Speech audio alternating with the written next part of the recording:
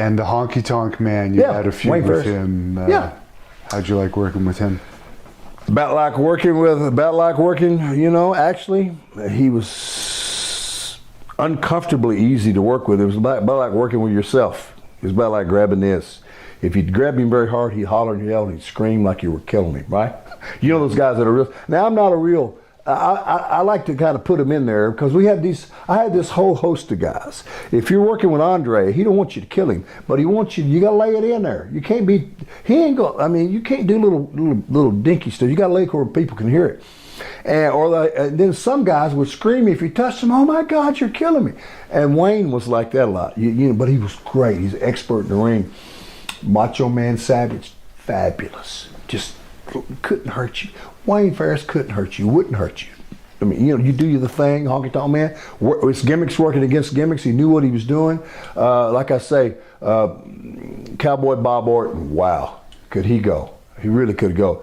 The Magnificent Morocco, Don Morocco, man.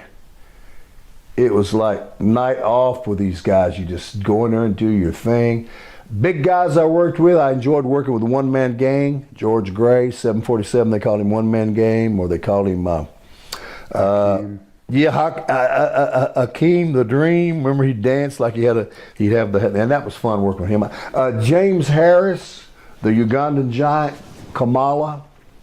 Andre, I knew how to work with him. I knew who he wanted to do. I knew he had a lot of limitations. He was hurt, and I would always try not to make him bend over, because at that time you don't want to get stepped on by him, or you didn't want him to accidentally, you know, step on your arm or your finger or something. So I'd always come to him, but I wouldn't make him get out of his range because he was hurting, and I would come back into him and give him what he wanted, make it easier for him, you know, to work, and he appreciated that. I've had a few guys in my life, like you all do, where you got to run for your life. You know, but usually in this company where if you had any of those guys that make you run for your life, the boys would take care of that with a guy, you know. Yeah. Like, you ain't gonna be doing that very much, because we're all out here a lot of nights in a row, and you can't work 63 nights in a row with somebody that's like he's just escaped from the prison, because you ain't gonna make it, right? So we would look after each other, and we would take care of each other, and you'd make sure that you don't want to, you know, you'd rather hurt yourself, and I've hurt myself trying to not hurt nobody else. You know, but I would say that Wayne Ferris, Honky Tonk Man, was just wonderful.